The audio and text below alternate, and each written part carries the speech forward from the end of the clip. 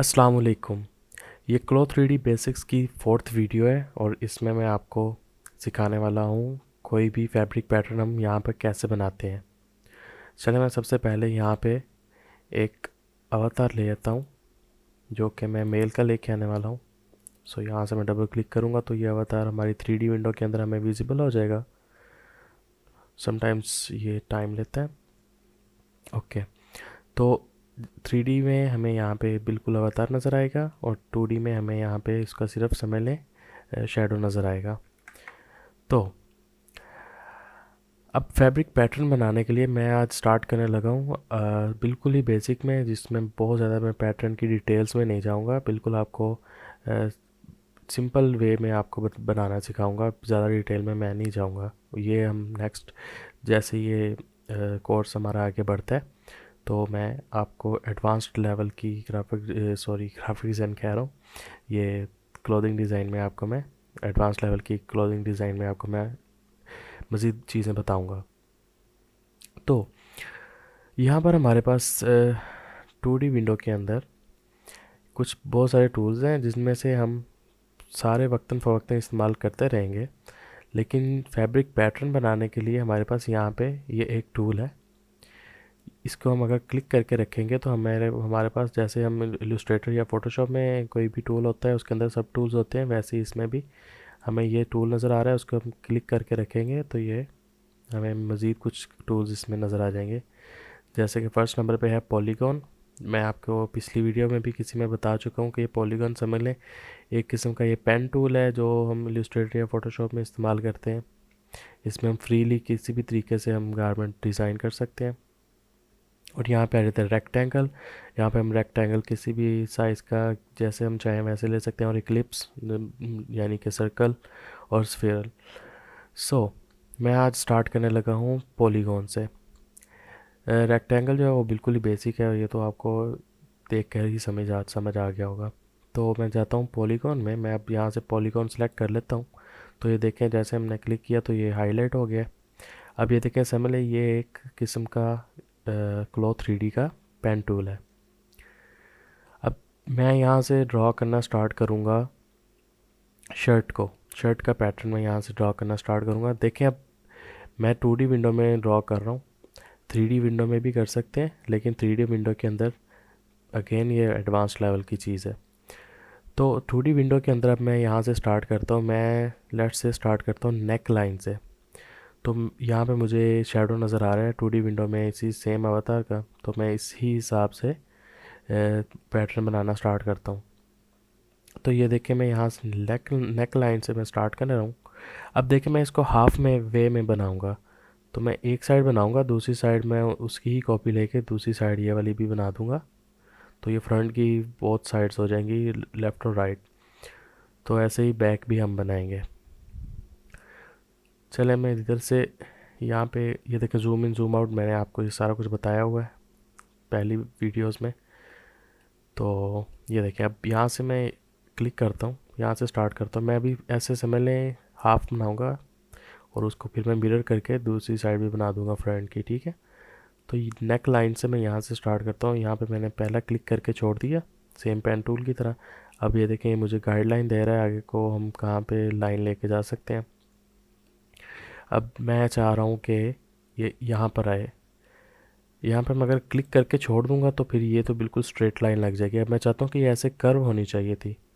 तो कर्व के लिए अब ये देखें मेरे से ये पॉइंट गलत लग गया है अगर, तो मैं यहाँ से अपने कीबोर्ड से डिलीट का बटन प्रेस करूँगा तो ये स्पेसिफिक एक जो मोस्ट रिसेंट पॉइंट जो मैं लगाऊंगा ना वो डिलीट हो जाएगा। ये देखें ये मैंने डिलीट का बटन प्रेस किया तो ये पॉइंट डिलीट हो गया। अब मैं यहाँ से कर्व लाइन लगाना चाहता हूँ जो ऐसे आए। तो मैं यहाँ पे दूसरे पॉइंट पे क्लिक करूँगा, क्लिक करके रखा हुआ है मैंने, और मैं इसको ड्रैग करूँगा। अब मैं ड्रैग अप कर रहा हूँ तो ये नीचे को देखें एक कर्व लाइन बन गई है, मैंने छोड़ दिया ड्रैग करके। अब ये देखिए यहाँ पर एक गाइडलाइन तो ऊपर को जा रही है। अब मैं यहाँ से ऐसे अगर पैटर्न इसके शोल्डर एरिया बनाना चाहूँ तो ये देखें सही बन नहीं रहा।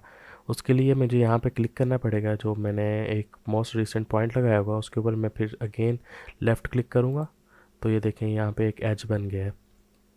अब इसके बाद मैं यहाँ पे आ जाता हूँ और शोल्डर की समझ लें लेंथ ले लेता हूँ, ऑलमोस्ट यहाँ पे मैं ले लेता हूँ। इधर मैं क्लिक करके छोड़ दिया क्योंकि ये स्ट्रेट ही होती है।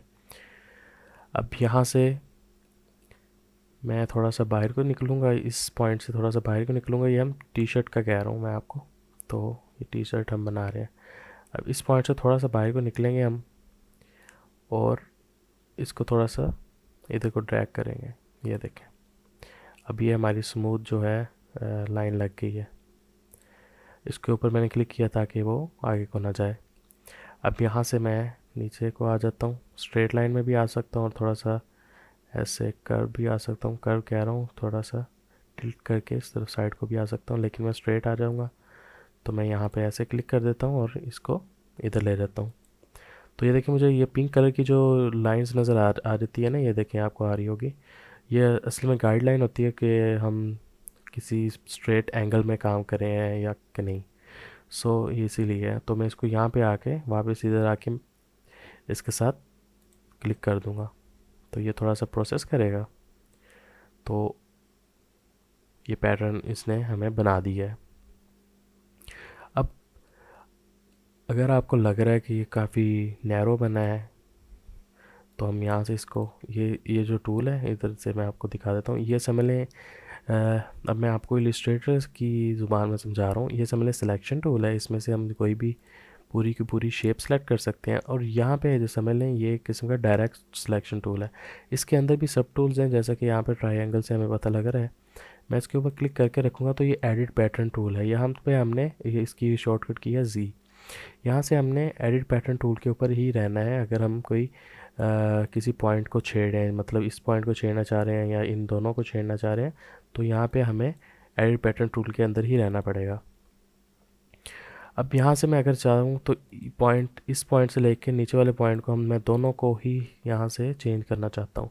तो उसके लिए या तो मैं इधर से ये पॉइंट सेलेक्ट करूँगा और शिफ्ट दबा के रखूँगा और नीचे वाले पॉइंट को भी सिलेक्ट कर लूँगा, तो ये दोनों सिलेक्शन आ गई। अब मैं यहाँ से इनको ये देखें आगे पीछे कर सकता हूँ। मैंने अभी छोड़ा नहीं है अपने लेफ़्ट क्लिक को, तो ये मैं इधर आके यहाँ पे छोड़ रहा हूँ। ये देखें एक सीन तो ये हो गया, ऐसे पता लग गया हमें हम दो पॉइंट्स को चेंज कर सकते हैं। इसके अलावा मैं कंट्रोल जी कर रहा हूँ, ये अंडू हो गया। तो इसके अलावा मैं दोनों पॉइंट के दरमियान की लाइन को चेंज करना चाहता हूँ, तो मैं स्ट्रेटली इस टूल में रहते हुए, एडिट पैटर्न टूल के अंदर रहते हुए मैं इस लाइन के ऊपर क्लिक करूँगा तो ये देखें येलो हो जाएगी। अब मैं यहाँ से इसी लाइन को पिक करके कहीं पे भी लेके जा सकता हूँ। तो लेट्स से मैं इसको इधर छोड़ देता हूँ। तो ये देखें हमें बेहतरीन सा ये आसानी से हमें इधर को मिल गई। तो ये देखें हम कहीं से भी इसको मतलब जहाँ पे भी हम कर्व्स देंगे वहाँ से हम किसी भी पॉइंट को क्लिक करेंगे जिस पॉइंट को हमने कर्व दिया हुआ होगा, तो ये उधर से हम उधर से सेम इलस्ट्रेटर की तरह वहाँ से भी जाके चेंज कर सकते हैं। इस पॉइंट से मुझे चेंज करना है, यहाँ पे मैंने क्लिक किया, ये एक और हैंडल आ गया, इसके साथ मैं अपना ये कर्व एडिट कर सकता हूँ। चलें ये एक साइड मेरी बन गई है। मैं इसको थोड़ा सा अपनी मर्ज़ी से, जो कि आपको नेक्स्ट वीडियोस में या ख़ुद प्रैक्टिस कर कर के आपको ये सारा कुछ समझ आएगा कि कैसे कौन सी चीज़ कैसे बेहतर आती है। ये मैं बिल्कुल बेसिक में सिखा रहा हूँ, ठीक है, आपको समझाने के लिए, जो कि बिल्कुल पहले सॉरी जो सिर्फ पहली दफ़ा ये चीज़ें बना रहे हैं। तो ये देखें मैंने ये, अब मैं चाहता हूँ कि इसको मैं मिरर कर दूँ, सेम शेप को मैं इस तरफ को मिरर कर दूँ और ये मुकम्मल फ्रंट पीस हमारे पास बन जाए। उसके लिए मैं ये करूँगा कि मैं इस पॉइंट से इस पॉइंट तक के इस पूरी लाइन को मैं सेलेक्ट करूँगा, सेम एडिट पैटर्न टूल के अंदर ही रहते हुए। तो मैंने इस पॉइंट के ऊपर क्लिक किया और क्लिक करके ये देखें येलो से इसने हाईलाइट कर दिया। अब मैं इस लाइन के ऊपर ही अपना राइट क्लिक करूँगा तो ये काफ़ी सारे ऑप्शंस आ जाएंगे मेरे पास। इनमें से आपने घबराना नहीं है देख के, ये सारे हमारे काम के ही हैं, लेकिन जो हम इस टाइम यूज़ करने वाले हैं वो है अनफोल्ड। तो जैसे ही मैं अनफोल्ड के ऊपर क्लिक करूँगा तो ये देखें इसने ये वाली साइड हमने बनाई थी इसको मिरर कर दिया और ये एक मुकम्मल फ्रंट पीस का पैटर्न बन गया, ठीक है। चलें अब मैं आपको एक और चीज़ भी दिखाता हूँ। मैं अब करने लगा हूँ कंट्रोल जी, ये दोबारा हम वहाँ पे आ गए। अब मैं यहाँ से एक और ऑप्शन इस्तेमाल करने लगा हूँ। मैंने दोबारा इस लाइन को सेलेक्ट किया, राइट क्लिक किया, और यहाँ पर हमारे पास अनफोल्ड के नीचे आ रहा है अनफोल्ड पैटर्न आउटलाइन ओनली। ये हमारे अभी फ़िलहाल काम का नहीं है। इसके बाद हमारे पास आता है अनफोल्ड के बाद दूसरे नंबर पर unfold symmetric editing with sewing. अब सोइंग का मतलब ये है सिमेट्रिक एडिटिंग का मैं आपको पहले बताता हूँ। अनफोल्ड तो हो गया, वो उसने मिरर करके इधर एक और कॉपी बना दी और सारे को एक बना दिया। अनफोल्ड हमें यहाँ पे समझ आ गया, सॉरी यहाँ पे। और उसके बाद सिमेट्रिक एडिटिंग से मतलब ये है कि हम एक पॉइंट को यहाँ से छेड़ेंगे ना, इसका जो हमने मिरर किया होगा वो दूसरा पॉइंट जो यहाँ पे तकरीबन बनेगा वो भी जहाँ पे इसको चेंज करेंगे उतना ही ये इधर से चेंज हो जाएगा। मतलब नेक लाइन का हम अगर इस पॉइंट को उठा के यहाँ पे रखते हैं ना, तो जो जो कॉपी बनेगी वो भी इधर वाला जो पॉइंट होगा वो भी उस तरीके से रिएक्ट करेगा। चलिए मैं आपको यहाँ से इसकी कॉपी करके दिखाता हूँ। Unfold symmetric editing with sewing मतलब सिलाई, यहाँ उर्दू में अगर मैं कहूँ आपको तो सिलाई, हाँ जी इधर भी सिलाई लगती है। तो ये देखें, इसको मैं क्लिक करने लगा हूँ तो ये देखें, इसका थोड़ा सा देखने में हमें डिफरेंट लगेगा क्योंकि इसके दरमियान में ये ऐसे लाइन आ जाती है। देखें अब 2D में हमें लाइन नज़र आ रही है, लेकिन 3D में बिल्कुल हमें एक ही पैटर्न ये नज़र आ रहा है। तो ये सिर्फ हमें हाईलाइट करने के लिए है, हमारे लिए ये सारा कुछ इंडिकेटर है कि पता लगे कि ये मिरर्ड है और सिमेट्रिक एडिटिंग में है। चलिए मैं आपको बताता हूँ सिमेट्रिक एडिटिंग असल में अब काम कैसे करनी है। अब ये देखें, अब मैं इस पॉइंट को यहाँ से अगर चेंज करना चाहता हूँ तो ये देखें, इसको भी ये कुछ सियान टाइप कलर के अंदर इसको हाईलाइट कर रहा है। इस पॉइंट को मैंने जैसे क्लिक किया, इसका बिल्कुल जो हमने कॉपी ली हुई थी वो इधर को आ गई है, हाईलाइट हो रही है। मैं यहाँ से इधर को मैं इसका ना इधर से चेंज करना चाह रहा हूँ, ये देखें वो भी हमारे साथ साथ मूव होगा। मैंने इसको इधर छोड़ा, ये उसकी उसी हिसाब से यहाँ पे एडिट हो रहा है। तो ये आपको समझ आ जाएगी, आप प्रैक्टिस करेंगे तो बहुत आसानी हो जाएगी आपको। चलिए अब ये तो मैंने आपको समझा दिया। ये देखिए मैं यहाँ से इसको अगर करना चाहूँ तो ये देखिए यहाँ से चेंज हो रहा है। अब पूरी लाइन को चेंज करना चाहूँ तो दोनों तरफ से ये सेम रिएक्ट कर रहा है। अब मैं यहाँ से इसकी बैक बनाना चाह रहा हूँ। ये फ्रंट तो हमारी कंप्लीट होगी शर्ट की, अब मैं यहाँ से बनाना चाह रहा हूँ बैक। अब मैं इसको करूँगा Ctrl+C और Ctrl+V करूँगा तो ये हमारे पास इधर बता देगा कि कहाँ पे आप करना चाहते हैं। जहाँ पे हम क्लिक करेंगे वहाँ पे इसकी कॉपी बन जाएगी। तो मैं मोस्टली ऐसे करता हूँ, फ्रंट के ऊपर और बैक इसके इस अवतार के शैडो के बिल्कुल राइट साइड पे। तो मैं इधर इसको ऐसे छोड़ देता हूँ। तो ये हमने बैक ले लिया। हम बैक जो कि ऐसा नहीं दिखता होता, हम इसको बैक की शेप में बनाते हैं। तो इसके लिए मैं अगेन एडिट पैटर्न टूल के ऊपर गया और ये जो हमने सेंटर में पॉइंट लगाया था इसको मैंने क्लिक किया और मैं इसको ऊपर को ड्रैग करता हूँ।